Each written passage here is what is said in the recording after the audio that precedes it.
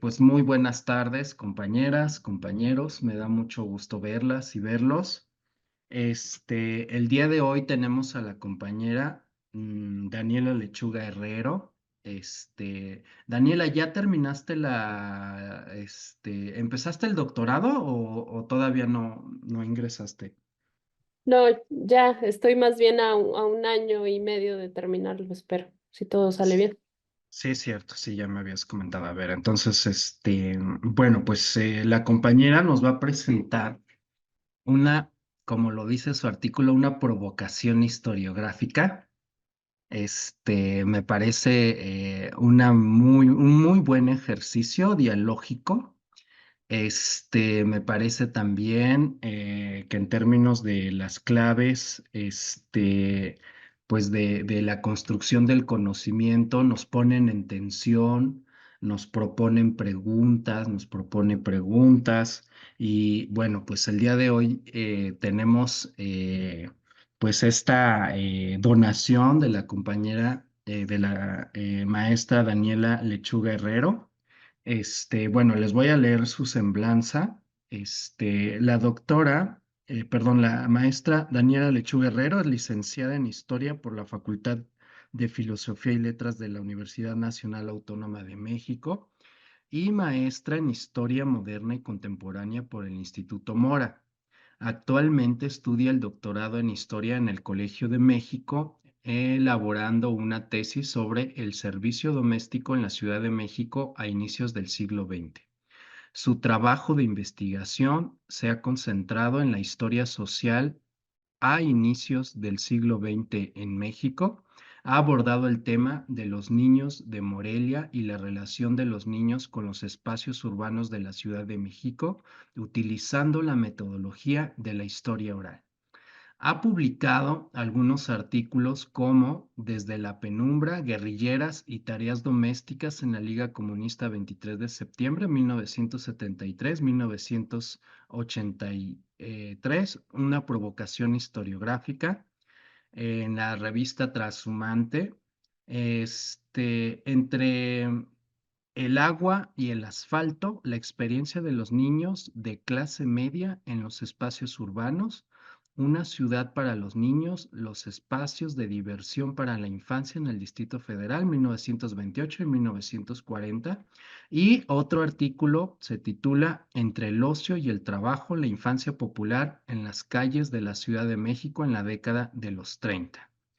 Bueno, y el día de hoy nos va a presentar una conferencia que nos va a hablar, o que se titula Las tareas domésticas como parte fundamental del sostenimiento de la guerrilla en México, la Liga Comunista 23 de septiembre.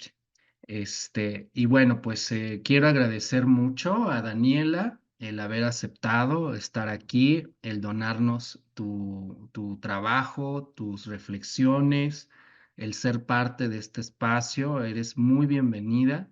Y bueno, pues sin más, quiero preguntarte si vas a compartir pantalla, si necesitas alguna presentación. Y bueno, pues te doy la palabra, Daniela. No es necesario, no voy a presentar diapositivas y digo, no lo llamaría una conferencia, en realidad voy a conversar un poco para contextualizar cómo surge este texto y más bien pensando en el formato de seminario, bueno, escuchar escucharlos a ustedes que están inmersos profundamente en la temática, ¿no? Entonces, bueno, primero obviamente quiero agradecer al doctor Francisco Ávila por la invitación al seminario. Evidentemente para mí es un honor compartir este espacio con todos ustedes y con investigadoras que han también presentado su trabajo, a quienes he leído y admiro. Y bueno, a pesar de que no soy una experta ni me dedico al estudio de estos temas, quise compartir con ustedes una inquietud historiográfica que surgió durante mis clases de doctorado y en mi curso de guerra civil. Y esa incomodidad apareció gracias a la conjunción de dos elementos. Primero, pues evidentemente como mi tesis doctoral es acerca del servicio doméstico a inicios del siglo XX, es un tema a partir del cual veo el mundo. como se imaginan o como ya han experimentado quienes atraviesan por un proceso de investigación. Y eso me hizo que esos lentes con los que yo estoy mirando el mundo en las últimas fechas me hicieron ver que en la historiografía de la guerrilla de los años 70 solo se reconocían las grandes acciones públicas de hombres y paulatinamente de mujeres, ¿no? Me pregunté algo que parece obvio, pero que aparentemente no ha tenido lugar en la narrativa de la guerra sucia, tampoco en otros movimientos a lo largo de la historia, en diferentes geografías. Y esa pregunta era, ¿quién se hizo cargo de las tareas domésticas? ¿Quién cuidó, cocinó o limpió? ¿Y por qué nadie ha hablado de eso? ¿Y por qué no se ha considerado como un elemento importante en el sostenimiento de este tipo de movimientos? El tiempo limitado, porque era un trabajo escolar, me impidió hablar directamente con las mujeres combatientes, por lo que recurrí a analizar los testimonios que ya habían sido publicados. De entre todos esos testimonios abundaron los de las guerrilleras pertenecientes a la Liga Comunista 23 de septiembre. Evidentemente, indagar sobre lo doméstico en sus testimonios fue como buscar una aguja en un pajar, lo cual es comprensible, como trato de dejar claro en el texto, ¿no? Que ustedes algunos quizá pudieron leer, ¿no? Y bueno, lo que ha pasado es que normalmente se han resaltado esas acciones de combate directo, de dirección, en general las prácticas públicas y no necesariamente las privadas. Entonces, yo sostengo en ese escrito que las acciones domésticas también deben ser consideradas como parte de la agencia, como parte de la acción de las mujeres combatientes. Además de esos testimonios, recurrí a analizar algunos de los trabajos más importantes que ya han estudiado a las mujeres en el movimiento. Y como ahí compartí, detecté que han sido comunes tres temas, ¿no? O sea, el primero, la diferencia entre las mujeres de la ciudad y del campo. También ha sido frecuente el proceso de incorporación a la guerrilla como una manera de empoderamiento, transgresión, sobre todo de las mujeres urbanas. También la relación entre los géneros, la sexualidad y la maternidad. La razón por la que las mujeres ingresaron todavía es un ámbito, no porque los testimonios no lo digan, historiográficamente se sigue tratando de dar mucho más sentido, y se ha aseverado que todavía falta entender mucho más por qué entraron las mujeres. En un artículo reciente, en la última o penúltima número de Historia Mexicana, Ariel Rodríguez Curi sostuvo que, según sus palabras, familia, amistad, experiencia estudiantil y barrial, noviazgo, parecen ser las vías de contacto más importantes de reclutamiento. Adela Cedillo, por su parte, ha puntualizado que esas implicaciones fueron distintas para las mujeres de la ciudad y del campo. Más allá de lo obvio, según lo que la autora ha podido comprender a través de sus propias fuentes orales, las mujeres de la ciudad en efecto vieron esto como una manera de transgredir los ordenamientos de género y de participar en la vida política. Las mujeres en zonas rurales lo hicieron muchas veces como base de apoyo, puesto que tuvieron que encargarse del sostenimiento de las actividades cotidianas que los hombres pudieron haber dejado de lado al ingresar ellos mismos a la guerrilla, como sembrar, etc. En general, según se ha abordado, las mujeres accedían al grupo armado porque ya habían tenido contacto con ideas políticas que motivaron esa necesidad de acción política y bueno, obviamente también ha parecido que existieron otras razones íntimas, sociales o coyunturales que las pudieron motivar.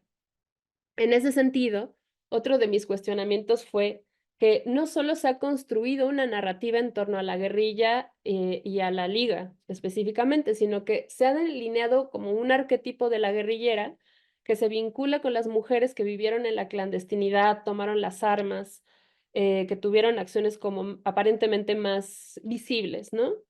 Por ello es evidentemente que esas otras mujeres dentro de la guerrilla que militaron o que también fueron parte de las bases de apoyo y que no realizaron esas acciones y que se quedaron realizando otro tipo de labores de cuidado, no han ocupado un lugar central en las explicaciones sobre el tema.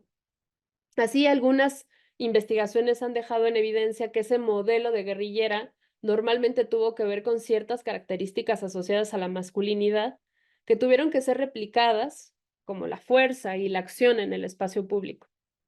Y bueno, más allá de las tareas domésticas, tampoco se ha ahondado en los espacios íntimos, como lo fueron las casas de seguridad. Todavía no se ha dado cuenta con profundidad qué ocurrió en esos sitios, cómo fueron las relaciones, qué tareas se llevaron a cabo y quién las llevó a cabo. Incluso las mujeres no solo compartieron esas viviendas con sus propios compañeros de guerrilla, puesto que llegó a haber, por lo que fui viendo en algunos testimonios, un par realmente que había también sirvientas. Y les digo sirvientas porque así se les menciona en las fuentes, no porque no reconozca a las trabajadoras del hogar como ellas buscan ser nombradas. Y bueno, como se ha visto, no se ha tomado en cuenta que justamente sin esos cuidados cotidianos de las mujeres, ya fueran guerrilleras o sirvientas, no habría sido posible la subsistencia de la organización. Ariel Rodríguez Curi retomó sutilmente esto en este artículo que les comento, retomó dos casos vinculados con el tema. Primero abordó la historia de Elisa González Trejo, quien en el interrogatorio mencionó que no sabía más acerca de la información que le solicitaban porque no sabía leer. Y luego en otro interrogatorio dijo que solo era compañera sexual de un integrante del Movimiento de Acción Revolucionaria MAR y que había llegado a Jalapa desde Pachuca para encargarse del servicio doméstico. Y el historiador también menciona otros dos casos, el de Carmen Teresa que fungió como cocinera y su marido que fungió como chofer. Y bueno, el historiador, sin embargo, cuestionó que no fuera verdad que se dedicaban a ese tipo de tareas y que más bien los hayan ocupado como un pretexto para desvincularse, ¿no? Al menos como de una responsabilidad más significativa frente a las autoridades. No obstante, sería interesante retomar esos casos también, además de las acciones de las mujeres, y verificar si se trataron o no de personas encargadas de tareas domésticas, porque eso también tiene significado para el movimiento. En general, las mujeres han puntualizado, las que se han sido entrevistadas, han mencionado como un consenso que no necesariamente experimentaron una diferenciación de género o por género dentro de la guerrilla, aunque si se leen con cuidado muchos de sus testimonios, fueron ellas las que comúnmente tuvieron la responsabilidad de las casas de seguridad, de cuidar enfermos y niños, o al menos también de tomar la decisión de colocarlos con sus madres, suegras o conocidas. Los hombres lo hacían cuando tenían tiempo libre.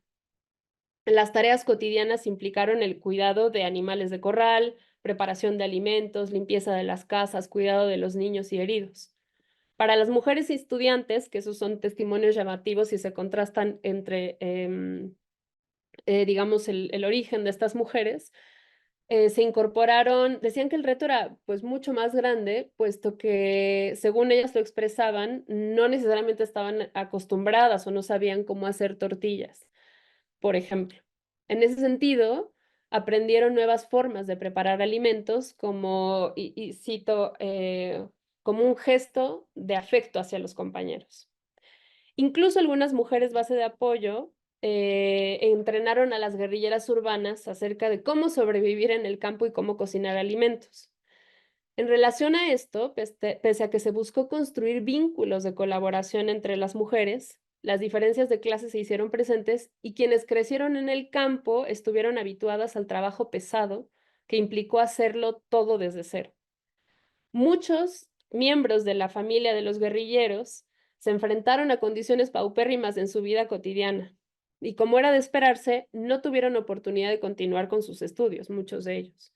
Luz María Gaitán, de quien pude acceder a su testimonio, hija de Salvador Gaitán, líder del Comité Político Militar Arturo Gamis, dejó muy pronto la primaria para comenzar a trabajar.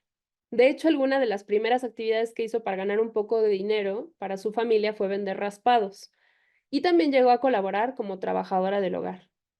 Así como ella, otras mujeres a quien la historiografía no ha puesto atención tuvieron empleo y sostuvieron los trabajos de cuidado de su familia. Pero no solo eso, sino que testimonios como este muestran que también sus ocupaciones estuvieron encaminadas a contribuir económicamente con los gastos de la vida cotidiana, ya que su experiencia en las tareas domésticas conllevó la posibilidad de incorporarse al ámbito laboral, como ha ocurrido históricamente a muchas mujeres que se ha comprobado que con estas habilidades que supuestamente se tienen o se entrenan por una cuestión de género, tienden a o dedicarse al servicio doméstico en algún momento en que se necesita llevar ingresos a la casa o ser comerciantes, por ejemplo, de comida, entre otras ocupaciones. Y bueno, por ello yo creo que es central hacer preguntas y llevar a cabo proyectos de investigación como yo no lo pude hacer, sino que quiero provocar una reacción, en donde se retome este enfoque historiográfico y en donde se pueda debatir sobre el arquetipo de guerrillera más allá de lo masculino, qué hicieron verdaderamente las mujeres y qué otras actividades tenemos que integrar como parte de esa aportación a los movimientos, ¿no? Y por eso creo que es indispensable explorar las experiencias individuales lejos de esos discursos historiográficos hegemónicos y dialogar desde ese punto de partida a nivel regional para entender también a profundidad si ese estereotipo fue común con otros movimientos, ¿no? En realidad la liga, insisto que fue de alguna manera coyuntural y además me sirvió como un ejemplo porque, como sabemos, fue uno de los grupos que tuvo como mayor impacto, ¿no? Sin embargo, me parece que es importante evaluar esto entre los diferentes grupos y bueno, en otras experiencias temporales y geográficas también sería muy interesante dialogarlo a partir de esta categoría de lo doméstico. Evidentemente, no es lo mismo, yo lo sé, pensar en un secuestro o en un asalto, como lo comparto en el texto, que en cuidar una herida o elaborar tortillas.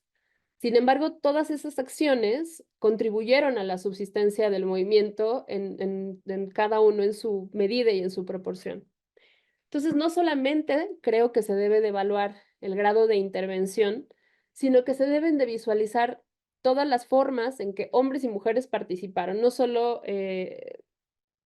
evaluar ciertos actos como los que pueden conllevar reconocimiento por haber tenido incidencia. No se puede tomar en cuenta únicamente el momento de combate o el nivel de autoridad alcanzado. Y entonces me pregunto, ¿cómo puede servirnos incorporar lo doméstico para entender la participación de las mujeres en los movimientos armados de los años 70?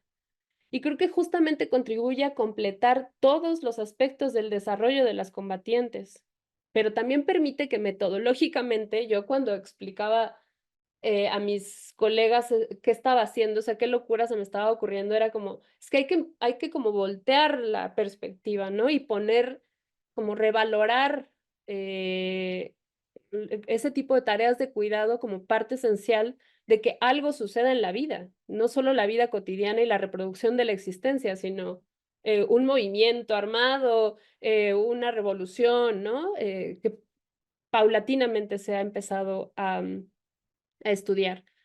Entonces creo que eso nos ayuda a completar justamente una visión mucho más completa y mucho más compleja de las combatientes y que tiene que empezar a formar parte de lo que hacemos y no darse por obvio y no seguirse invisibilizando también desde los trabajos historiográficos, ¿no? En donde seguimos reproduciendo incluso los modelos que parecerían ser más como radicalmente distintos, pero que en realidad también están dialogando y reproduciendo la imagen de la guerrillera o del guerrillero como aquellos que solo pudieron hacer determinadas acciones que nada tuvieron que ver con estas actividades invisibles de las que ni antes ni ahora queremos hablar necesariamente porque ni siquiera podemos conmensurar cuánto valen realmente, ¿no? Y bueno, eso es un poco de lo que les quería compartir y sobre todo escucharlos pues, para que provoquemos juntos una discusión historiográfica a largo plazo. Muchas gracias. Muy bien, pues muchas gracias, compañera Daniela, por esta excelente exposición, muy interesante.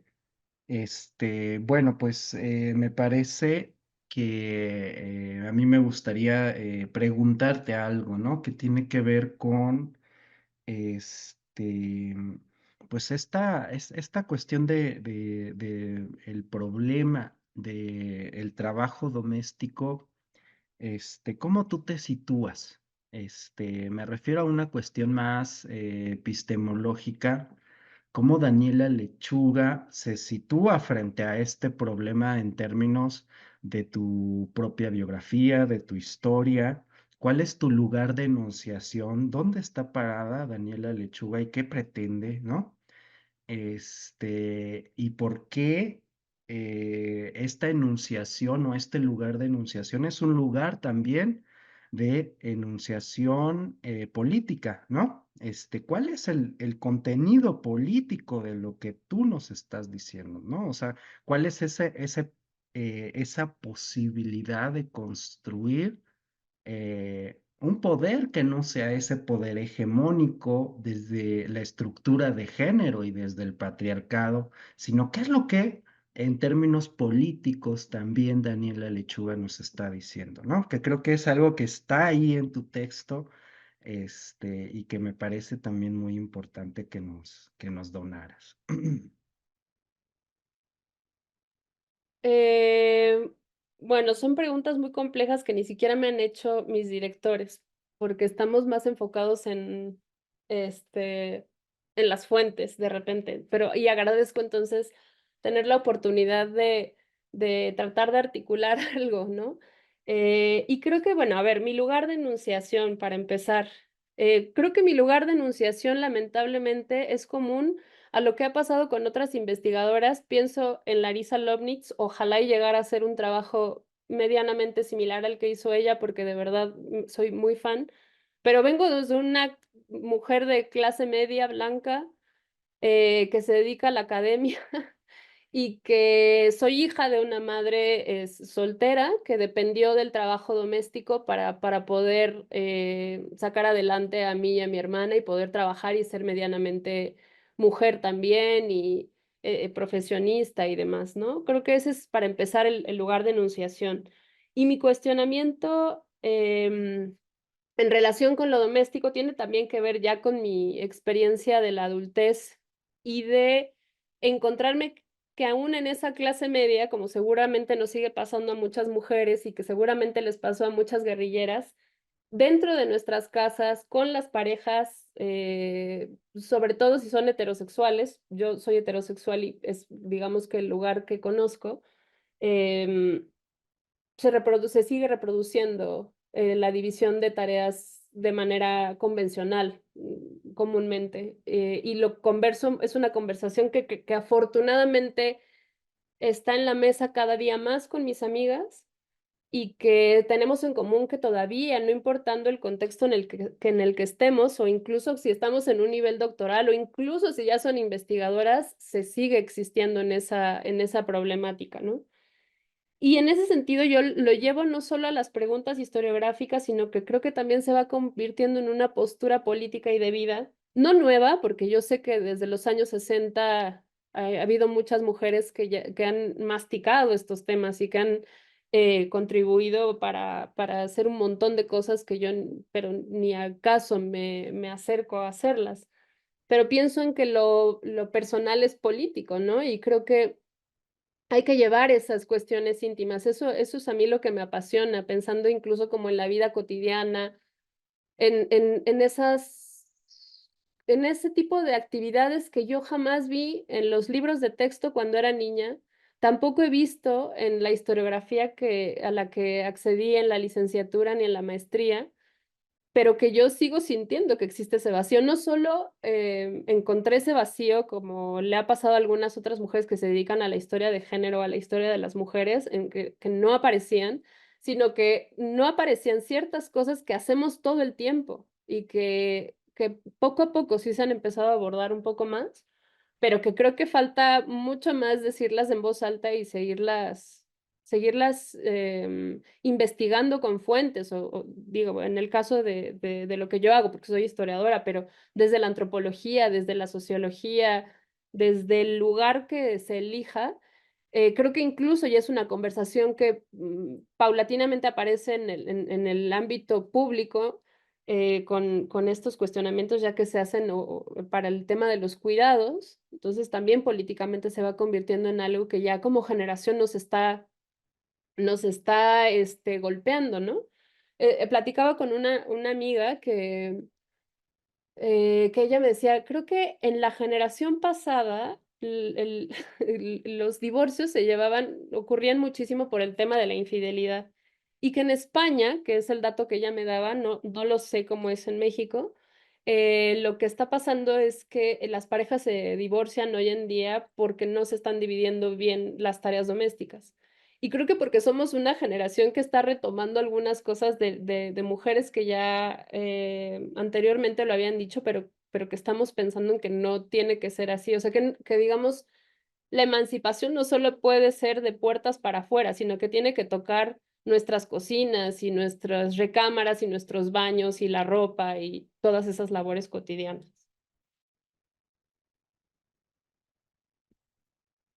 Por ahí va.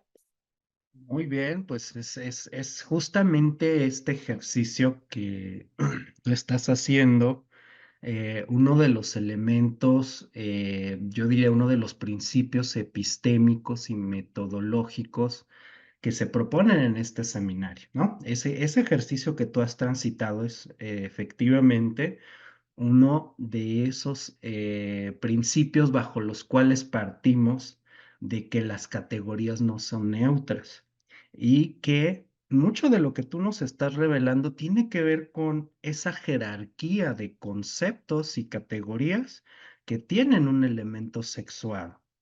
Por ejemplo, el trabajo doméstico que nos estás relatando en tu artículo, ¿no? Tradicionalmente, en términos historiográficos, hay una jerarquía en donde no se le coloca como algo significativo, ¿no?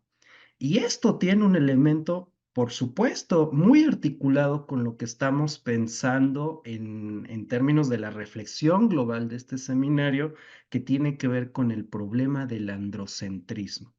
Es decir, cómo el hombre y los valores masculinos se vuelven la medida de todas las cosas con las que pensamos e interpretamos el mundo. Es decir, es una cosmovisión del mundo, es una cosmovisión de la vida. Y que, por lo tanto, me parece muy interesante el ejercicio de desmontaje que estás haciendo. Un desmontaje para repensar esas jerarquías con las que históricamente es una construcción histórica, pero también historiográficamente se piensa y se valora qué es lo importante, ¿no? Y aquí nos hablabas de esta parte de las acciones armadas, ¿no? Me parece muy interesante en algún momento en el transcurso de este seminario, una pregunta también que me surge a partir de tu trabajo es, ¿por qué a los hombres, porque esto es algo que le gusta mucho a los hombres, yo que estoy estudiando a los varones, ¿no? ¿Por qué a los hombres nos gusta tanto la muerte? ¿Por qué nos gusta tanto hablar de las armas? ¿Por qué nos gusta hablar tanto de la guerra? ¿No? Y no solo hablar, hacerla, ¿no? Ese es un elemento que va a la par y que es relacional con lo que tú nos estás hablando de cómo hay una construcción articulada en torno al género y cómo desde el trabajo doméstico se está situando este cuidado, ¿no? Me parece pues muy interesante, ¿no? Pero bueno, yo quisiera circular la palabra. Ahora sí que Daniela ya nos ha provocado. Ahora, mejor ya me callo y circulo la palabra. Adelante, querida Alejandra, tú tienes la palabra. Muchas gracias, Francisco. Muchas gracias, Daniela, por tu compartirnos el día de hoy. Yo quisiera preguntarte sobre esto que comentabas de las fuentes y particularmente, bueno, ahí nada más como si me dices si escuché mal o no, luego aquí se me va un poco el internet en la oficina, pero entendí que no habías podido dialogar o no te habías acercado a mujeres exguerrilleras. ¿Fue así? Ajá, si pudieras compartirnos, además viendo, ¿no? Por tu currículum, tu interés en la historia oral, como qué pasó allí, o sea, si hubo alguna cuestión que te imposibilitó acercarte, si fue una cuestión metodológica, no lo sé, y qué te encontraste, o quizá profundizar un poquito más. Yo, disculpa, no puedo leer el artículo que nos compartió Francisco, bueno, y que nos compartiste tú, o bueno, Francisco, a través de ti. Pero ajá, ¿qué encontraste en las fuentes, ¿no? Porque justo esta invisibilidad de por sí de las mujeres, de nosotros las mujeres, y bueno, más de las guerrilleras y de las tareas domésticas. Entonces, ¿qué te encontraste en las fuentes a las que sí tuviste posibilidad de acceder?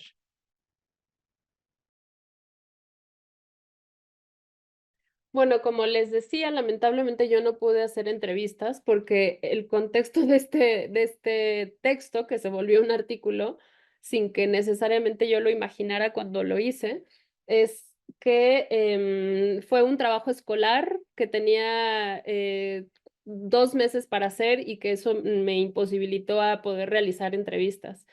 Incluso he pensado en algún momento, pero espero tener tiempo, hacer como un documental, más bien pensando, centrándome nada más en eso. Eh, y lo que encontré en las fuentes que otros investigadores, que es a lo que accedí, y algunas que han publicado, por ejemplo, las mismas mujeres combatientes, es que, y lo entiendo, digo, o sea, yo tenía un poco de miedo al hacer este artículo en realidad, porque no quería que se pensara como si estuviera echando atrás algo que en realidad les ha llevado un montón de tiempo a las mujeres combatientes situarse. Y era como, ay, esta mujer lo único que quiere hacer es valorar como justamente de lo que nos quisimos desprender, que fue que estamos relegadas a lo doméstico, ¿no? Y creo que ese no era el punto. Y de ahí es que yo encontré en los testimonios que justamente no se habla de eso, ni muy brevemente. O sea, ni las mujeres les gusta hablar de eso porque no necesariamente se conecta como con ese ideal de guerrillera que se les demanda como para existir, entiendo, como combatientes, ¿no? Y creo que por eso mi cuestionamiento es que repensemos las cosas porque hay temor de hablarlo y hay temor de defenderlo porque justamente son acciones que no se valoran y que no se piensan como determinantes para que algo exista a lo largo del tiempo. Vida, movimiento armado, ¿no? O sea, pongámosle la cara que sea, pero la existencia no se reproduce sin eso, sin comer, sin cuidar, ¿no? Entonces, como que por ahí iba el cuestionamiento y lo que encontré fue poco, o sea, la verdad fueron como, son como chispazos que yo fui intuitivamente detectando de lo que leía. Fue un ejercicio muy interesante pues, para entender un poco más de la historiografía y como para, no sé, reafirmar que es un asunto epistemológico, en efecto, ¿no? El que estoy como tratando de discutir. Y no sé si eso era toda la pregunta, creo que sí, ¿verdad? Muy bien. ¿Quién más quiere participar? Sí, adelante, querida María de la Luz, bienvenida. Este, Buenas tardes. Fíjate que me puso a reflexionar el tema, ¿sí? Porque en los encuentros de compañeras guerrilleras no lo hemos tratado a profundidad, no lo hicimos en ninguno de los tres encuentros. Pero en los comentarios y durante la presentación del libro de guerrilleras siempre nos preguntaban eso, si nosotros le teníamos que lavar la ropa, que hacer de comer, etcétera. Y la respuesta, pues, menos en mi caso, en el caso de Guillermina, en el caso de, de otras compañeras que, que han estado en esas presentaciones, pues su respuesta ha sido, eh, por ejemplo, la de Guillermina es muy clara. Cuando ella entró a la guerrilla con Lucio Cabañas, había muchas reglas ahí. Ella estaba en las comisiones, ahí, sí, Ella hacía comisiones, había comisiones para todo, y a ella le tocaba mucho hacer reuniones y asambleas en los pueblos. Y cuando le tocaba estar en la cocina, pues estaba en la cocina. Cada quien se lavaba sus ropa, incluso las tenían que reparar, etcétera. Y pues, según los conocimientos de las personas, se cuidaban. Yo creo que aquí habría que considerar una cosa. Se considera que hubo como 3,000 militantes entre todos los grupos guerrilleros, ¿sí? De esos, solamente por mucho el 20% éramos mujeres, ¿sí? Muy poquitas. A mí me tocó estar en algunas casas de seguridad cuando llegamos, pues estaba bien organizada, la mayoría eran compañeros, o sea, eran varones. Y estaban organizados, ya sabían a quién le tocaba o cómo se organizaban para llevar la casa. Y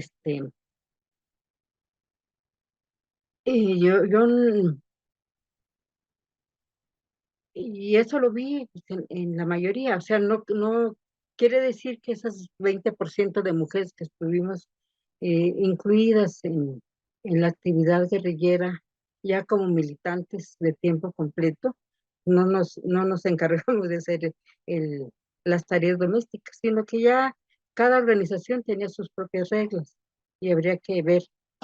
eh, a mí pues, me ha tocado platicar, eso lo hemos platicado. Por ejemplo, hablemos de algunas compañeras como esta Alejandra,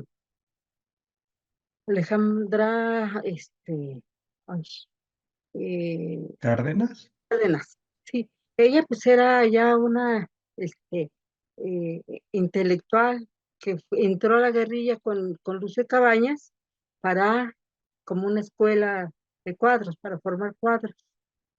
En el caso de Rosalvina Garavito, también ella ya era eh, profesora de la universidad, y también tenía, no sé si ella también estaba en una casa de seguridad, no sé, en la historia que narra en su libro, eh, seguramente se hacían actividades cotidianas, pero no es porque a las mujeres se nos encargara, sino porque nosotros teníamos que hacer nuestras propias labores de supervivencia, ¿sí?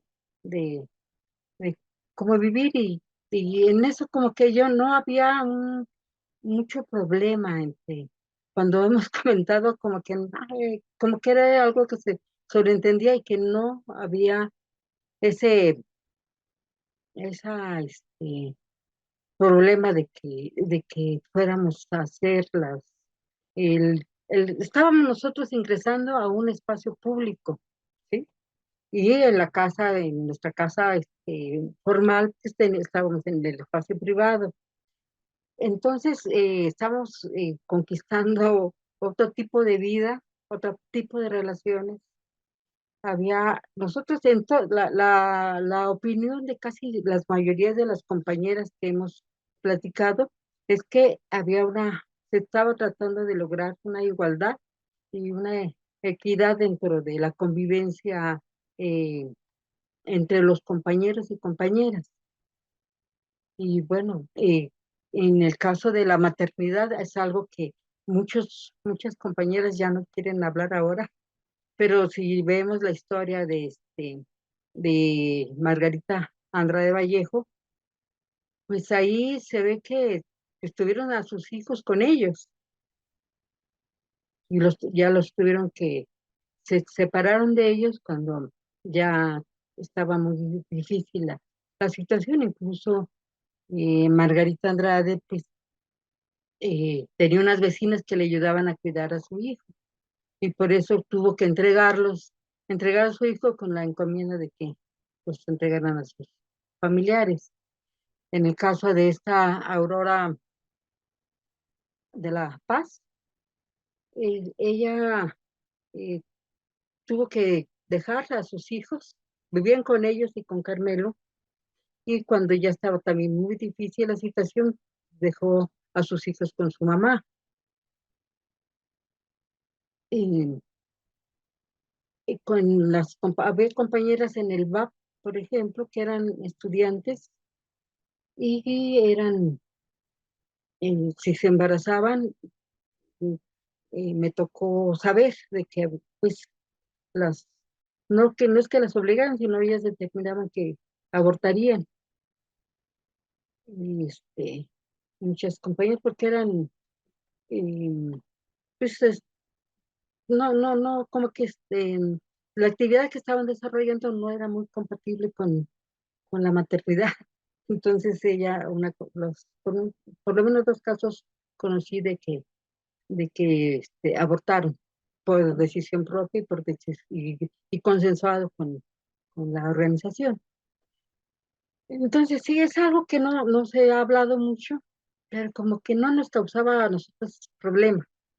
Sí, tal vez algunas compañeras que estaban dedicadas también a lo privado, a las dos cosas, ¿no? Lo privado y lo público.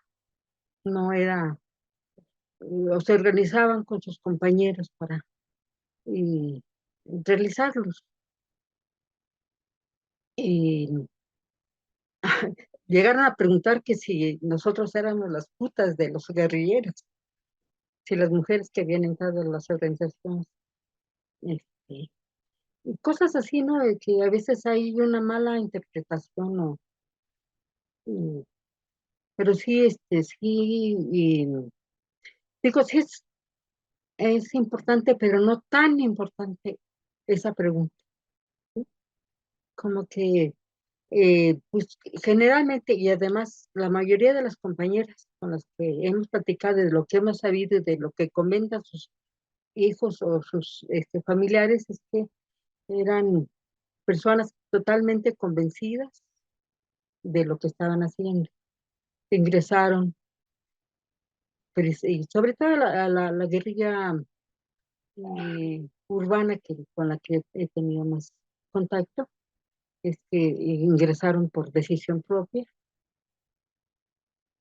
y que se sentían iguales, participaron con todas sus habilidades eh, en la, en la organización y en la lucha. Incluso, sobre todo en la guerrilla urbana, pues había muchas que eran ya profesionistas, había muchas estudiantes o que habían sido estudiantes, este, o maestras, incluso enfermeras, maestras, trabajadoras sociales, y decidieron entrar y solucionar incluso su problema ya sea de la maternidad o ya sea sobre todo de la maternidad, que era la que podía, por ejemplo, yo dejé a mi hija con mi mamá también, ¿sí? Y lo bueno es que, pues, mi mamá era igual, tenía era muy solidaria, pero sí, nosotros veíamos como que estábamos saliendo a lo mejor de la casa paterna, tratando de conquistar y cambiar este mundo como con eh, una misión más grande que cuidar una casa, cuidar hijos, cuidar, ¿sí? En mi caso, por ejemplo, yo como era estudiante de economía, me encargaba más de reclutar, de hacer círculos de estudio, de hacer discusiones incluso, pero y bueno, claro, yo también el entrenamiento y las armas, aunque las teníamos que saber manejarlas. Todo eso era una de las preocupaciones. Y de las preocupaciones,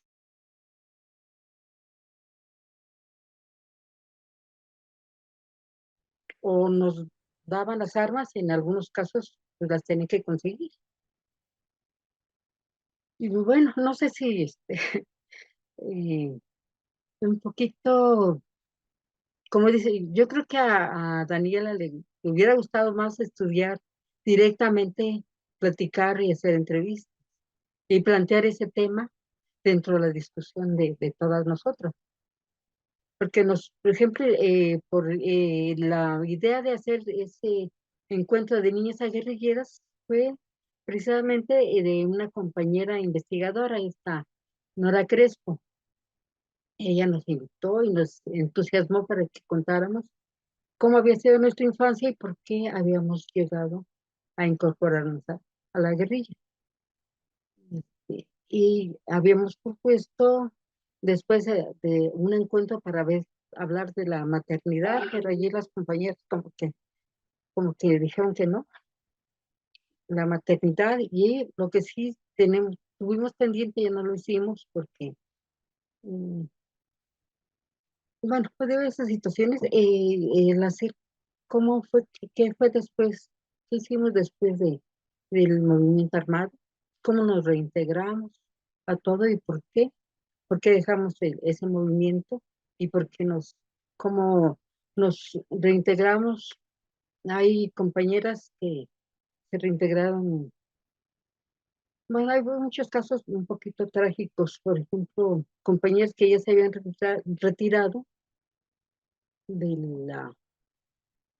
ya habían salido a la cárcel, por ejemplo, y todavía ya estaban separadas, pero todavía la policía las tenía bien vigiladas, e incluso todavía las llegaba a interrogar cuando algo pasaba ya en un secuestro, un robo o lo que sea, una acción, las iban y las volvían a interrogar. El caso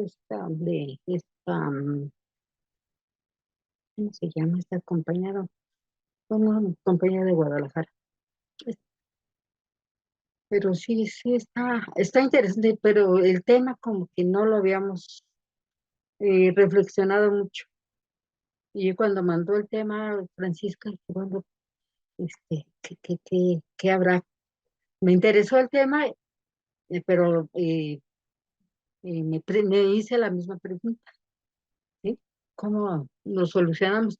Y por eso te platico o les platico el caso digo, yo no conozco a todas las mujeres, ¿no? Pero sí, hemos estado conversando con ellas, con algunas, y hemos sabido cómo era en algunas organizaciones de la situación, incluso de pareja, incluso de grupo, de brigada, de célula, ¿sí? Bueno, es todo. Muchas gracias, María de la Luz, por tu donación. Vamos a hacer otras dos intervenciones y luego pasamos otra vez con Daniel. Bueno, sigue la compañera Rosa María. Bienvenida, Rosa María. Y luego Marisela Iturbide también. Adelante.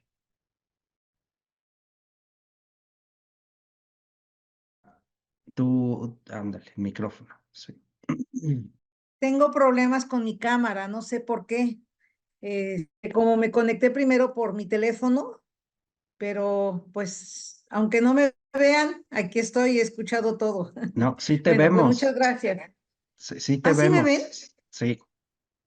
Ah, qué bueno. Es que yo aquí no veo, no me veo. Bueno, pero ya. Pues yo de entrada te quiero felicitar, Daniela. Tocaste un tema que lo hiciste muy visible, mucho, muy visible, y como bien dices, es un tema que uno se pregunta cómo se ha podido obviar. Y en una lectura no andocéntrica precisamente se expresa, ¿no?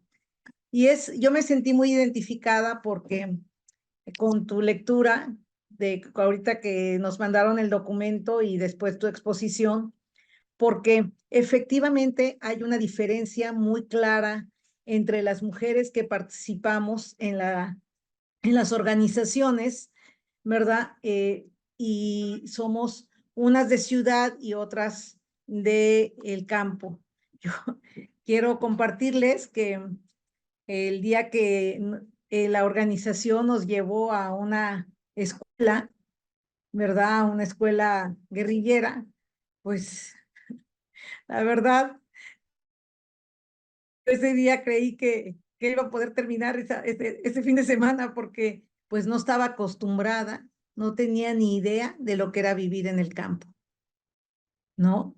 De entrada, pues los servicios que tenemos, que es una maravilla tener una regadera y pues de verdad me sentía muy mal. Obviamente que la condición ideológica te hace aceptar y decir, bueno, pues esto es lo que te toca y tienes que tener la disciplina, pero yo se los comentaba a mis compañeras después, ¿no? Pues sí la sufrimos todas, porque inclusive una compañera le dolió la muela y se pasó todo el fin de semana con el dolor de muela. Y bueno, estando en la ciudad, pues uno puede, vas al dentista o vas y te tomas un analgésico, pero ahí nos dimos cuenta de la diferencia lo que vivimos las mujeres en ciudad y las mujeres en las comunidades, ¿no? Entonces ahí esa es una primera. Y la otra es que, pues yo era hija de familia también y gracias a que pude asistir a varias escuelas, pues yo aprendí a hacer frijoles, a hacer arroz, que no me quedara como engrudo, porque la primera vez que hice arroz, pensé que me estaba quedando, la hice casi como cuando hacíamos para pegar los pósters, ¿no? Y nadie se lo comió. Entonces, ahorita que tú lo estabas narrando, yo dije, ¿qué tan importante es haber visibilizado o estar visibilizando esas actividades que se desarrollan y que quiero decir ahora que escribimos con una compañera un testimonio de lo que nos sucedió, que fuimos detenidas en el movimiento social por unas actividades que se desarrollaron en 1983 y la condición de cómo vivieron la reclusión nuestros compañeros y cómo la vivimos nosotros era totalmente diferenciada, ¿no? Desde el día de nuestra detención, pues nosotros teníamos la preocupación de quiénes iban a ir a recoger a nuestros hijos a la escuela. Todavía inclusive se me corta la voz porque me acuerdo que era una sensación de mucha angustia, ¿no? No nos preocupaba de que estábamos detenidas. Estábamos preocupadas por quién iba a ir a recogerlos, ¿no? Y entonces, mi compañera a mí llegó mi compañera y me dijo, pues no te preocupes, ya la niña ya está en una casa, la fue a recoger una vecina y ya sabemos que está ahí, yo la voy a ir a recoger más tarde. Y mi compañera pues empezó a gritarle a él en el sentido de que fueran por sus hijos, sus hijas, porque estaban en una guardería del DIF. Entonces, de verdad es muy interesante el trabajo que estás realizando porque tocas exactamente lo que es el trabajo invisible. Y que sin ese trabajo invisible, lo visible no pudo haber sido lo que es. Muchas gracias, Daniela, de verdad. Bien, muchas gracias por tu donación, Rosa María. Y sigue la compañera Marisela Iturbide. Adelante, querida Marisela.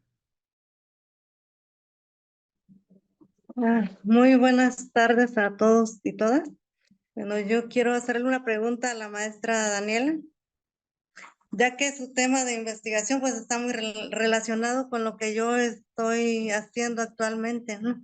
La participación de las mujeres indígenas en la costa montaña de Guerrero, ya que como sabemos también ha sido invisibilizada. Bueno, quiero saber cómo está trabajando esta parte de la participación de las mujeres de la zona rural versus las mujeres de la zona urbana. ¿Cómo está llevando a cabo este análisis? Ya que al ir leyendo su artículo, pues lo fui relacionando con lo que yo estoy empezando a hacer la recopilación de estos testimonios de mujeres indígenas que fueron base de apoyo en la lucha de la ACNR. Esa sería mi pregunta. Muchas gracias. Muy bien, estimada Daniela, ahora sí tienes la palabra. Bueno, muchas gracias. Qué privilegio poder escuchar a las tres, a María de la Luz, a Rosa María y a Marisela. Em, bueno, yo creo que las que saben son ustedes y yo solo soy una metiche provocadora de un tema. Eso en primer lugar le quiero decir a María de la Luz. Y justo creo que quise tener mucho cuidado con no imponer mi pregunta a lo que a lo que ellas sientan y a cómo ellas quieran narrar su propia historia. Sin embargo, creo que defiendo que es un cuestionamiento importante y creo que todo tiene que ver con una discusión mucho más amplia que no necesariamente está contenida en el artículo, porque es complicada, porque es a largo plazo, porque implica hacerlo desde distintas vertientes y desde distintas disciplinas, que en algunas están de hecho mucho más avanzadas que en la historia. Y qué es cómo estamos viendo lo doméstico, o sea, qué valor le estamos dando, porque entiendo entonces que se sienta que cambiar el mundo no necesariamente es hacer unos frijoles o hacer un arroz, ¿no? Y yo creo que es importante hacer frijoles y hacer arroz para cambiar el mundo, porque si no, no ocurriría en la vida práctica. Pero creo que digamos, mi mínima aportación es pensarlo, o sea, lanzar como una mini bomba y pensémoslo, o sea, pensémoslo y piénsenlo ustedes y convérsenlo ustedes, porque ustedes son las que saben y no sé, tengamos lo doméstico justamente como una categoría importante para evaluar el mundo, o sea, que esas tareas cotidianas se conviertan en referentes también, ¿no? Nada más ahí lo pondría, digamos que no quise ser concluyente ni en el artículo ni en la exposición porque creo que no tengo elementos para hacerlo, pero creo que es importante que lo dejemos en la mesa, ¿no? Y que se vuelva parte de conversaciones, de transformaciones en nuestra vida cotidiana, de investigaciones a largo plazo, etcétera. Y por otra parte, me encantó el comentario de Rosa María también, muchísimas gracias. Yo creo que justo esas cosas cotidianas, ¿no? Como esas angustias de las que no necesariamente también se han hablado, o esos dolores, o esos afectos en donde incluso no se ha ahondado demasiado, ¿no? Esas ansiedades que no necesariamente tenían que ver con algo que iba a cambiar el mundo de un momento a otro, sino con algo tan importante como tenía angustia porque no sabía quién iba a recoger a mi hija, aunque yo estaba siendo em, detenida, ¿no? Entonces, bueno, eso me pareció súper importante e incluso ir pensando cómo fue la experiencia de reclusión, ¿no? Eso es, creo que ahí también hay otro tema súper interesante de investigación que no tengo ningún elemento para hacer un comentario al respecto, pero finalmente de estos dos comentarios, algo que quería retomar del de María de la Luz y el de Rosa María, es que mencionaron ambas a las vecinas. Y justo yo cuando empecé a hacer ese trabajo, pensaba en incluir no solo a las guerrilleras, sino a todas esas, como esas otras mujeres que tejieron una red para asegurarse de los cuidados en el movimiento, ¿no? Y que si no pude encontrar como alusiones a lo doméstico necesariamente o abundantemente en los testimonios, pues mucho menos que tuvieran que ver con las vecinas, con la suegra, con la mamá, que creo que esas mujeres tampoco han sido estudiadas y que sí contribuyeron también a que se pudiera, o sea, yo las llamaría revolucionarias también, ¿no? Porque al quedarte con los hijos o los nietos o al llevar comida o no sé, muchas tareas que en este momento no puedo retomar, también cambiaron el mundo un poco, como las guerrilleras, ¿no? Pero bueno, esa es otra también investigación que se tiene que hacer de manera concienzuda, ¿no? Sentarnos con vecinas, con mamás, no necesariamente con quienes militaron para entender un poco más de su papel, ¿no? Y por último, Marisela Iturbide, la verdad es que en realidad fue un como recorrido, un estudio, un análisis historiográfico el que hice y no estoy llevando a cabo estas entrevistas. Espero algún día poder hacerlo. Más bien me llamó mucho la atención que tú estés estudiando justo esas bases de apoyo. Yo creo que tu trabajo es súper importante. Me encantaría que cuando tengas algo, pudiera conocerlo, porque son, seguro es parte de esas piezas que nos hacen falta para entender con profundidad y desde estas otras perspectivas la aportación de las mujeres en los movimientos, ¿no? Entonces, más bien, felicidades y yo espero tu trabajo. Yo esto lo dejé así como algo de lo que se puede o no partir para seguir la conversación y la discusión historiográfica, nada más. Muy bien, sigue Adriana, luego María Dolores y luego Oliva. Muchas gracias. Buenas tardes a todas y todos. Más que como que una pregunta, pues ahí me salen reflexiones de que, bueno, me parece muy importante pensar y visibilizar y nombrar que el trabajo doméstico, pues permitió que los guerrilleros llevaran a cabo las acciones políticas, públicas, etcétera, que implica la guerrilla, ¿no? Y también, bueno, me quedé pensando, hace como unos 10 años yo trabajo en una escuela normal y hicimos un ejercicio con un grupo sobre una revisión de libros de texto. Y la pregunta era, bueno, ¿cómo aparecían las mujeres, no? Pues desde luego, hace 10 años, pues aparecían estas mujeres que todos conocemos, ¿no? Leona Vicario, las hermanas Cerdán, etcétera. Y de ahí, pues a lo mejor medio aparecía la esposa de, la hermana de, pero ni de broma, desde esta posición de que pues fueron quienes también hicieron posibles que los presidentes o todos estos grandes héroes, ¿no? Que en ese tiempo la historia que nos enseñaban, ¿no? Nunca parecían así, ¿no? Entonces me parece que en términos de la enseñanza y el aprendizaje de la historia, debemos pensar y retomar en esta historiografía que plantea otras narrativas de las vidas de las mujeres, ¿no? Me parece que textos como los de Daniela, pues habrán de ser revisados en las licenciaturas, ¿no? De enseñanza y aprendizaje de la historia, para después, desde luego, que los estudiantes repliquen y enseñen la historia también desde esta perspectiva, ¿no? Así que me parece que textos como el de Daniela, pues tendrán que ser referentes en las bibliografías de los cursos de enseñanza y aprendizaje de la historia en las licenciaturas de las escuelas normales, por ejemplo, que es mi campo de trabajo. Gracias. Muy bien, María Dolores.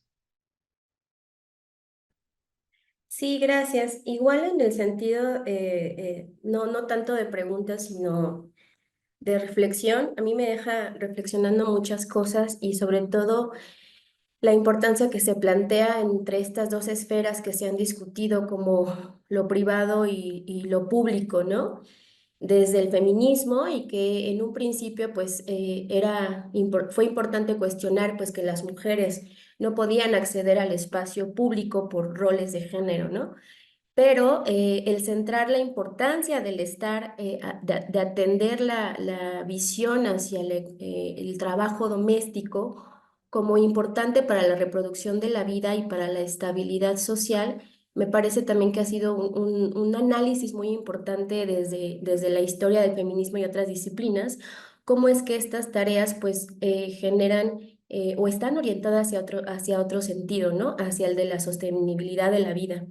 Y en ese sentido también me genera mucha reflexión esta parte que también aborda sobre las redes de mujeres, ¿no? Porque todas aquellas que hacemos trabajo de cuidados, creo que reconocemos hoy como importantísimo el trabajo, el cuidado compartido, principalmente con una red de mujeres, ¿no? O sea, que nos arropan para poder continuar en nuestras tareas, en nuestra labor de trabajo y demás, y que sin eso no podríamos. Y en ese sentido, a mí me parece este trabajo de cuidado compartido, pues revolucionario, porque es una visión comunitaria de la sociedad, ¿no? No estamos hablando de acá no se puede maternar en lo individual, sino lo colectivo es lo que nos ayuda a continuar y eso, ese concepto a mí se puede llamar así, a mí me deja reflexionando como para seguir por ahí, ¿no? Como tú decías, Daniela, pensando y pensando, porque creo que para mí este trabajo de cuidado compartido es fundamental y tú lo tocas pues en tu trabajo y eso me parece pues muy, muy importante. Y otra cosa es que he escuchado otros temas de movimientos sociales en los cuales pues se ha normalizado bastante los roles de género en tanto que los papeles activos eran tomados por los varones y pues había un trabajo no reconocido de tareas domésticas y de cuidado de compañeras que estaban en los movimientos y que no fue visible por los compañeros, ¿no? O sea, pese a que haya habido un pensamiento transformador y revolucionario, pues los roles y estereotipos siguieron impregnados y en ese sentido a mí me tocó escuchar hace poco a un profesor de la universidad que participó en el movimiento del 68 y nos hablaba de todo el movimiento, ¿no?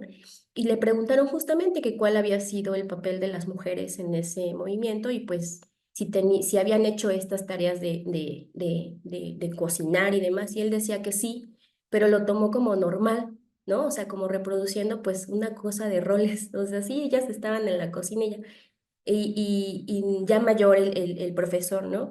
Entonces yo me quedé justo pensando, ¿cómo no, o sea, se siguen trabajando en los temas de movimientos sociales, de luchas de guerrillas, sin darle la importancia que merecen, pues todo este trabajo de cuidados que ejercieron también las mujeres que estuvieron desde ahí, que lo sabemos ahora desde la Revolución, la independencia de México, las guerrillas que no, estoy yo conociendo a través de este curso, y cómo es importante pues ver también en estos movimientos, pues como los papeles de dirigencias y demás, pues han sido mayoritariamente por varones y que pues hay muchas críticas del feminismo al respecto, ¿no? Pero bueno, creo que es muy importante pues estos trabajos que se están haciendo desde la historia y desde otras disciplinas en hacer visible los trabajos de cuidado como un tema fundamental de nuestros procesos sociales. Nada más, gracias. Muy bien, adelante, Oliva.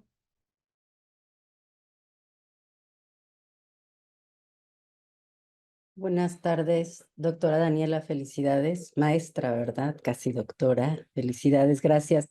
Yo creo que el tema que estás abordando es sumamente importante porque de repente el discurso de la domesticidad se ha olvidado porque pareciera que ahora pues ya todos somos mujeres que estamos ya muy feministas y ya luchando en contra del patriarcado y esto es un punto que en la investigación me parece fundamental como categoría de análisis, ¿no?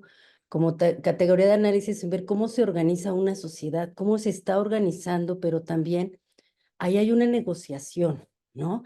Hay una negociación de esto llamado de lo femenino y lo masculino desde este estereotipo, donde yo creo que ahí podemos ver varios aspectos importantes, porque ahí es donde se ve que las mujeres, justo por ser mujeres, ellas han dicho, o sea, han buscado que este tipo de roles se reconozcan, ¿no? Yo recuerdo o sea, la parte que me ha tocado investigar desde los congresos feministas del 16, del 23, los discursos que las mujeres vertían ahí, entre otros, había ahí muchas polémicas entre ellas, era porque muchas decían, hay que romper con eso, ¿no? Como si rebelarse y de repente ya no hacer nada, allá no ser el discurso de la maternidad, que también es otro gran tema por discutir y por revisar. Pero muchas de las mujeres en estos congresos, lo que ellas comentaban era, justo por ser mujeres, porque nosotros estamos educando a los hijos, porque nosotros hacemos una serie de labores que son importantes para la ciudad, debemos ejercer derechos políticos, ¿no? Tenemos que tener derechos sociales, debe de haber reformas al Código Civil, ¿no? Porque finalmente somos nosotras las que estamos finalmente ahí en ese espacio. Entonces, es una polémica súper interesante, porque lo doméstico, desde este orden patriarcal, justo se ha delegado, ¿no? Y finalmente hace uno las labores y uno mismo las niega, ¿no? Desde un discurso que justo ahí está ahí hay una discusión y una manera de cómo finalmente y se han negociado esos espacios, ¿no? Si desde un discurso hegemónico del elogio a la maternidad, del elogio a las actividades de las mujeres como buenas madres, buenas esposas, ¿no? Cómo se van a ir también estos estereotipos afianzando, ¿no? Pero también dónde se rompen, ¿no? Donde hay una ruptura y donde las mujeres dicen, justo por ser mujeres, o sea, no voy a negar hasta una biología, ¿no? Hasta, etcétera, una cultura, pero ahí ejerciendo un papel doméstico, ¿no? Hay tensiones quien se atreva a poner en ahora sí que poner en la discusión, ¿qué está pasando ahí, no? Por eso me parece súper interesante ahorita lo que tú me mencionas, y yo creo que la historia oral da ahí como yo creo que mucha pauta. No hace mucho yo buscaba al doctor Gerardo Necochea justo por este tipo de planteamientos, cómo entrarle también a esta parte en donde las mujeres en lo cotidiano, a lo mejor no mujeres guerrilleras, no mujeres que han estado en ámbitos muy arriba, sino en la vida cotidiana, ¿no? Porque algo que comentábamos sociales es que a mí me llama la atención mucho que muchas mujeres que están rompiendo con ciertos parámetros de que además de hacer sus actividades domésticas, trabajan, aportan económicamente, les está costando la vida, ¿no? Ahí hay o sea, los feminicidios tienen también una respuesta, hay una vía ahí que me interesa que tiene que ver con dónde las mujeres están rompiendo, ¿no? De no quedarse en la casa, de divertirse, de ejercer otra serie de actividades, hasta de diversión, de su propia individualidad, ¿no? Entonces, es un tema de verdad que a mí sí me parece que el discurso doméstico como categoría de análisis sí es algo donde hay que ponerlo, ¿no? Creo que hay varios trabajos que han hecho, por ejemplo, en un movimiento reciente, el movimiento zapatista, donde ahí también hay como varias aspectos donde las mujeres sí siguen haciendo las tortillas, siguen haciendo una serie de cosas, pero finalmente ahí está, no, y eso no impide que haya un avance, una serie de cuestionamientos que podemos, yo creo que ahí revisarlos también, y por supuesto que con las mujeres guerrilleras como ahorita, o las mujeres que han participado, que participaron en diferentes movimientos en los 70, pues pueden aportar mucho, ¿no? En la negociación, porque si hay ahí un papel predominante, y creo que ese pues no lo podemos negar hoy en día. Muchas gracias, maestra. Gracias por su trabajo y por su charla que vino, como dice usted, a movernos un poquito. Gracias. Bueno, pues muchas gracias por tu donación, Oliva. Y bueno, nada más quiero retomar la pregunta de la compañera Rosa Campo Alegre. Les quiero presentar, hoy tenemos como invitada a la compañera Rosa, la doctora Rosa. La doctora Rosa está como investigadora haciendo una estancia aquí en el CEICH. Ella es investigadora cubana, también es intelectual y teórica de los feminismos negros. En algún momento yo creo a ver si el próximo ciclo me gustaría invitarte, Rosa, para que nos hables de la categoría epistémica y metodológica de el cimarronaje, que yo cuando te escucho no sabes, me quedé maravillado. Es interesantísimo esta categoría del cimarronaje.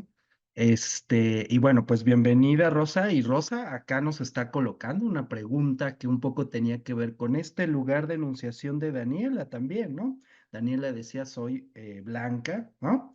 Y fíjate lo que nos está preguntando Rosa, me gustaría saber, y no se lo lanza a Daniela, sino lo lanza a todas y a todos nosotros, ¿no? Me gustaría saber si alguien está estudiando la participación de las mujeres afro y afroindígenas, ¿no? Este, Quiero compartirles que a partir del seminario de epistemologías feministas que actualmente está dando la doctora Rosa y Patti Castañeda, y otras compañeras también del postdoctorado que están participando como invitadas, vimos un video maravilloso, de Victoria Santa Cruz, de su poema Me gritaron negra. y se lo mandé a un compañero de la liga, que justamente le llaman y se llama el Negro Mendívil. Es un compañero de la liga, que siempre que lo saludo le digo, hola, ¿cómo estás? Me dice, pues estoy negro. Y bueno, la negritud efectivamente también estuvo en los movimientos revolucionarios, ¿sí? Bueno, nada más quería decir esto. Gracias, querida Rosa, por tu donación y le doy la palabra a Daniela. Bueno, otra vez, gracias. Ay, se cae la compu. Por estos nuevos comentarios. Adriana, sí, creo que es un poco lo que a mí me pasó cuando empecé a estudiar historia, que todavía lo sigo viendo hasta hoy en día, ¿no? Digamos que mi investigación no es demasiado fashion, porque no solo hago este cuestionamiento acá, sino que me dedico a estudiar a las trabajadoras domésticas a inicios del siglo XX, y eso normalmente no le importa a la gente. Quien se ocupaba de eso, pues la verdad es que no tiene ni nombre. Entonces estoy tratando de hacer justo una base de datos para saber qué edad tenían, cómo se llamaban, por lo menos las que pueda encontrar como agujas en un pajar en los expedientes, ¿no? Entonces, y creo que no soy la única, también hay otras investigadoras y otros investigadores que poco a poco también van tratando de encontrarle, de dar como luz en esos vacíos, ¿no? De toda esta gente que trabajó, que vivió, que amó, que combatió, lo que sea, y que no necesariamente hemos hablado de ellos, justamente como la participación de los afro y afroindígenas, ¿no? Yo he tenido el problema de que en los censos no necesariamente se ahonda en esa categoría para saber quiénes son, ¿no? O sea, los censos son muy arbitrarios y nos permiten saber como solo en términos muy generales quiénes son las personas. Es a través de otros expedientes que medianamente puedo ir descubriendo si se les clasifica como indígenas, mestizos. En ningún momento hasta ahora he visto la categoría afroindígena, ¿no? Lo cual me hace pensar, por un lado, en que está bastante más borrada esa categoría de cómo se estaban interpretando los propios sujetos a la población, por un lado, y también que seguramente tiene que ver con las dinámicas centrales, que es el espacio geográfico que estoy abordando, ¿no? Si estudiara en el sur del país, seguramente me encontraría una presencia muy, muy significativa de afroindígenas, asumo, ¿no? Y a a María Dolores, me encantó tu comentario. Creo que intuitivamente muchas mujeres que estamos observando la realidad, y que eso también está de repente no bien visto en la academia, ¿no? Como si todo tuviera que venir de un ejercicio racional. Por eso me gustó tanto la pregunta inicial del doctor Francisco, porque en realidad tiene que ver con nuestras propias vivencias y nuestras percepciones que convertimos en preguntas y que se van a tesis y a trabajos, ¿no? Y creo que las redes de mujeres, lo trato de puntualizar en el artículo, y que también lo mencioné al hablar lo que pensaba de las vecinas, son súper importantes para entender el asunto de los cuidados, y no solo los cuidados en términos materiales, ¿no? Como cuidar y cocinar y limpiar, que es mucho de lo que yo trabajo, sino que hay otro tipo de cuidados que tienen que ver más con los afectos y con lo emocional, que mucho menos hemos también estudiado, ¿no? Como estas redes sostienen moral y emocionalmente para poder atravesar la existencia o el movimiento. Entonces creo que es importante verlo. Y si te interesa el tema, yo insisto que soy fan de Larisa Lovnitz, y ella aborda eso, hace un estudio muy interesante, no sé si lo conoces, desde la antropología, es un texto de los años 70, pero se fue a analizar un lugar que se llama la Cerrada del Cóndor, más o menos como por las Águilas, y analizó que toda esta gente que llegaba de diferentes partes de la República como migrantes a trabajar y se concentraron en este lugar, crearon relaciones de solidaridad, sobre todo las mujeres, para permitir la subsistencia, ¿no? Por eso ella plantea que de alguna manera construyeron un sistema alternativo para de económico para subsistir frente a su imposibilidad de incorporarse realmente a la vida urbana, ¿no? Es decir, se quedan como marginados, pero ellos construyen redes solidarias basadas en la confianza para subsistir. Entonces, si te interesa el tema, te va a gustar muchísimo. Metodológicamente incluso es bastante revelador el texto. Y Oliva también me parece súper interesante. Creo que de repente también lo que está pasando con esta categoría de lo doméstico es que la pensamos como si estuviera separada, ¿no? O sea, justamente creo que las ciencias nos han enseñado a dividir lo público y lo privado, ¿no? O sea, este mundo dicotómico. Y yo creo que la vida y las fronteras en realidad son más porosas de lo que imaginamos, ¿no? Por eso creo que tiene mucho sentido todavía pensar en que lo personal es político y también lo doméstico y lo público, ¿no? Están vinculados. Y creo que esa escisión que se ha presentado epistemológica de imaginarlos los mundos radicalmente distintos, o separados, perdón, y por lo tanto pensar que esto no tiene valor y esto sí tiene valor, podría ser que incluso como me lo sugirió tu comentario, nos desmovilice políticamente, ¿no? Porque entonces eso que nos ocupa verdaderamente de manera cotidiana y que parece que no tiene valor y que como que ya no debería de interesarnos, que es lo doméstico y lo más invisible y lo más cotidiano, como que debería de ser desterrado, ¿no? De nuestra lucha política en el exterior. Y yo creo que en ese sentido, estas mujeres que participaron justamente en los congresos y que se preocupaban mucho por su vida cotidiana, por sus hijos, y digamos que las propuestas en realidad van encaminadas a ese tipo de cosas, digo, como nuestra lucha hoy, por ejemplo, para legalizar la interrupción del embarazo, ¿no? Pero como estas cosas cotidianas deberían de ocuparnos más para poder transformar si acaso nos interesa existir en condiciones más equitativas en nuestras casas, ¿no? Entonces me dejaste tú pensando si eso no nos ha desmovilizado de alguna manera, esa como escisión de la noción de lo doméstico, ¿no? Como si fuera algo que hay que superar y condenar. No lo sé, o sea, lo voy a pensar. Y creo que es todo, sí. Muy bien. Que si pudieras repetir, María de Dolores, pregúntame, ¿podrías repetir el título de la autora que me recomendaste, por favor? Ah, sí, claro, es Larisa Lobnitz. Es Adler, lo estoy escribiendo. Ok, Muchas gracias. muy bien. Bueno, le damos la palabra a la doctora Rosa Campoalegre. Adelante, querida.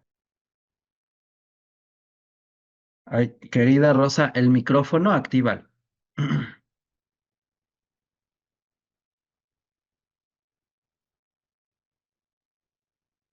Ah, ahí está. Bueno, ante todo, un abrazo, querido Francisco. Es un honor estar aquí. Agradezco mucho la oportunidad y quisiera hacer dos cosas. Que en primer lugar, me encantaría motivar, me encantaría multiplicar una idea y que me ayudaran en eso, en sus contextos, en sus medios, con sus investigaciones. Si las mujeres estamos oprimidas, si las mujeres estamos invisibilizadas, piensen ustedes entonces en un grupo de mujeres en que se interseccionan los nudos críticos de la desigualdad. Piensen ustedes en las mujeres afroindígenas que ni se mencionan. Incluso esta desigualdad se refleja incluso hasta en los ritmos de la lucha y el amparo legal nacional y global. Y pudiéramos hablar mucho de eso. Yo les pido que intenten fijar la mirada en esas que no son invisibles, sino invisibilizadas. Esto es lo primero que quería pedir. Y en segundo lugar, me parece que en este momento, cuando estamos hablando, estamos cuestionando, interpelando la categoría cuidados, y hablamos de sistemas nacionales, y pongo el ejemplo de mi país, Cuba, sistemas nacionales del cuidado integral de la vida y no sistemas de cuidado. Yo creo que hay que incorporar la noción cuidados para la sostenibilidad de la vida a esto.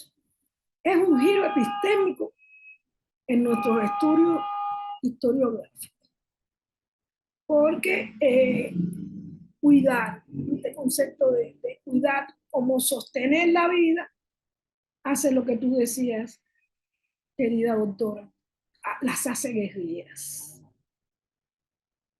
A ellas también. Y como sus actos sostuvieron esa vida en emergencia, esa vida en insurgencia, tuvo que tener más soportes que la vida de manera más natural, más tradicional. Entonces, este es un planteamiento que consideramos que es doble la injusticia. Creo que hay una injusticia epistémica cuando seguimos nombrando esto que hacen como trabajo doméstico. Yo les invito a reflexionar. Creo que nosotros mismos estamos, como decían de los, combatiendo con las herramientas del amo. Y Lotte decía que no se puede destruir la casa del amo con las herramientas del amo. Hay que reinventarse. Entonces, ¿qué tipo de trabajo doméstico se está haciendo cuando se arregla la vida? ¿Es el trabajo doméstico tradicional que conocemos? ¿O hay que reinventar categorías para ese tipo de trabajo que más que doméstico es el trabajo de sostenibilidad de una vida en insurgencia? Les invito a eso. Les doy un abrazo. He tenido muchas cosas que no me han permitido venir, pero espero que no sea el último, no me pierdo otro. Les quiero y ya saben dónde estamos. Muchas gracias, querida Rosa. Bueno, pues Daniela o alguien más quiere participar. Ya estamos en el proceso de, pues ahora sí que de ir cerrando. ¿Alguien más quisiera participar? Muy bien. Ana Iris, adelante, compañera. Hola, buenas tardes. Les debo la imagen. Espero que estén bien. Solamente como parte de esto que decía la doctora Campo Alegre, la pregunta que hacía para la época en la que estamos, o más bien Daniel está revisando, evidentemente es una cuestión que no va a aparecer como afro ni como afroindígena, pero sí que nos vamos al sistema de castas y podría ser que apareciera así y también podría ser que apareciera como un apodo, ¿no? Como el moreno o como el negro, y seguir en esta vertiente. Al menos yo lo que hago es precisamente lo que investigo es la cocina, porque también tomando de Daniela que decía que a lo mejor en el sur se menciona más a los negros, pues no. Se les invisibiliza más porque se trató de extinguir a los negros y también se trató de extinguir a los indígenas. Entonces, por ejemplo, la Blanca Mérida lleva su nombre no por sus casas blancas, que es como tratan de justificar, sino es más bien por este concepto racista de blanqueamiento de piel y de blanqueamiento de sangre que todos conocemos desde la colonia. Entonces, en Campeche, lo que yo encontré fue que hay poblaciones precisamente de cimarronaje, pero que trataron de tener una vida a través de una producción agrícola que conocían, que era la caña, ¿no? Y son muy pocas las comunidades que existen desde este punto, pero sí que es importante darnos cuenta cómo, en este caso, no solamente el hacer comida, sino el cómo se hace la comida, nos refleja la historia de los que vinieron detrás de nosotros, porque en Campeche hay comidas como que son particulares, ¿no? Y cuando yo les preguntaba quién las hacía, decían, no, pues la gente que cocinaba, ajá, pero ¿qué gente cocinaba? No eran las señoras blancas de la casa, porque al menos yo estoy haciendo lo colonial. Entonces eran las mujeres negras. ¿Pero por qué cocinaban esto? ¿Por qué esta comida lleva este condimento? ¿O por qué esta bebida es esta bebida referente? Y no sabían contestarme. Entonces lo que hice fue investigar los ingredientes y es más o menos lo que le toca, ¿no? A Daniela ahorita, investigar eh, a los vecinos. Sí es difícil, lo sé porque llevo 2 años intentando hacer algo algo mayor que saber cómo se hicieron las comidas y que hubo unas personas que las hicieron y que no eran precisamente personas blancas, ¿no? Y tratar de defender mi propia identidad, porque yo misma soy afrodescendiente y, y en mi comunidad hay muchas personas negras, pero ninguna afrodescendiente, es decir, nadie se identifica así, aunque a todos nos digan negros. Y efectivamente, tratar de sobrevivir, de llevar la vida más allá, es es un trabajo, sí, de filosofía, ¿no? Es un trabajo de defender lo que sabemos y defender cómo lo sabemos, cómo lo aprendimos y cuestionarnos siempre. Entonces, en este caso, yo sí aplaudo lo que está haciendo Daniela. Eh, yo no estoy cuestionando este rol de género porque para poder hablar de las mujeres, eh, primero tengo que visibilizarlas en ese rol de género que se le dio para luego cuestionarlas, ¿no? Entonces, creo que esto sí funciona como un tip, si como historiador, ¿no? Hagan de cuenta que entramos a pares y en lugar de buscar piratas que no nos aparezca nada, pues ponemos filibusteros, corsarios, bucaneros, lo mismo.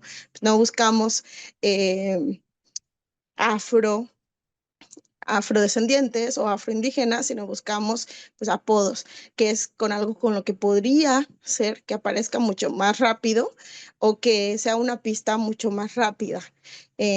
Siempre dentro de esta idea de en qué contexto estaba el México el que queremos investigar, ¿no? Es cuanto.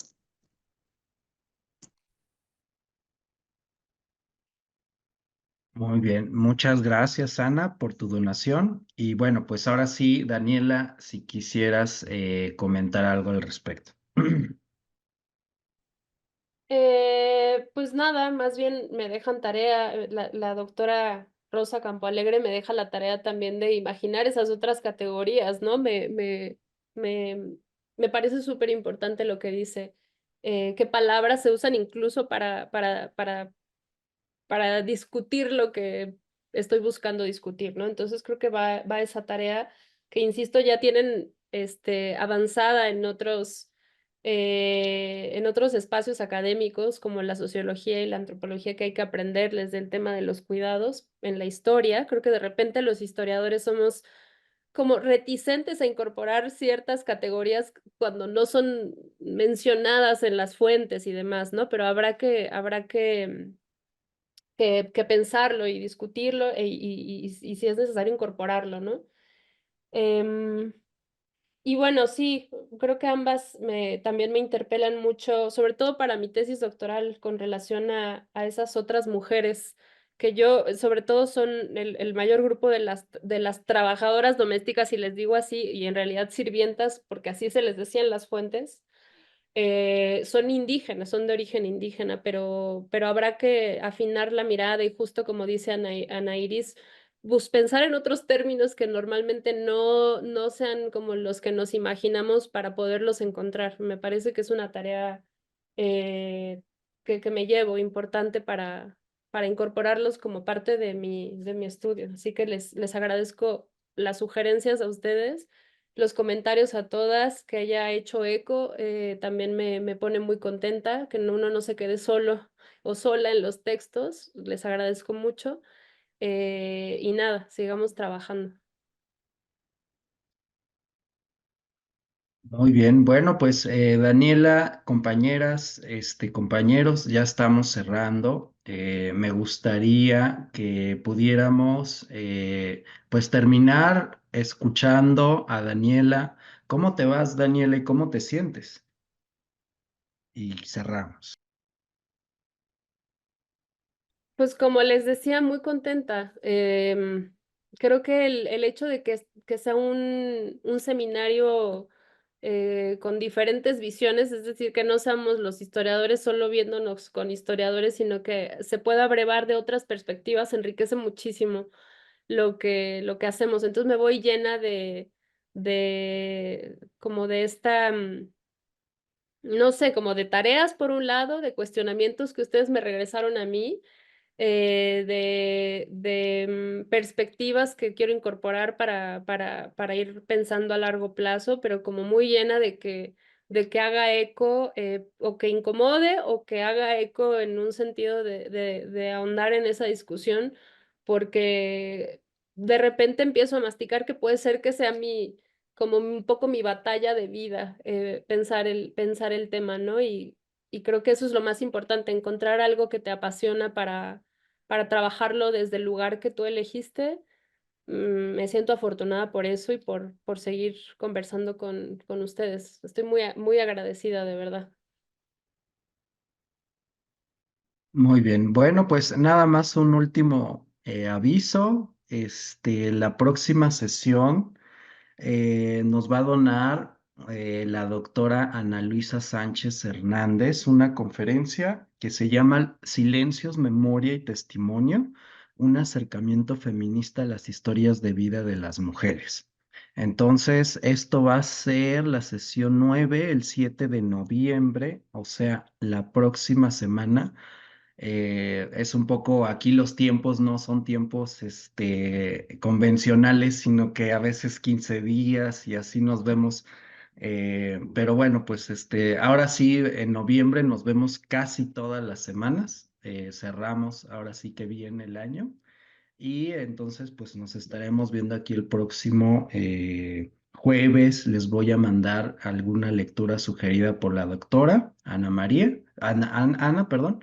Y y bueno, pues muchas gracias. eh, Fue un gusto y me pareció también muy enriquecedor. Nos donaste pues muchas provocaciones para pensar, para repensar. Me gustó mucho que compartimos, que fue que en este seminario hay una experiencia de cuidarnos precisamente, de ayudarnos, de sostenernos. Y bueno, pues ese sentimiento es el que me queda en esta sesión.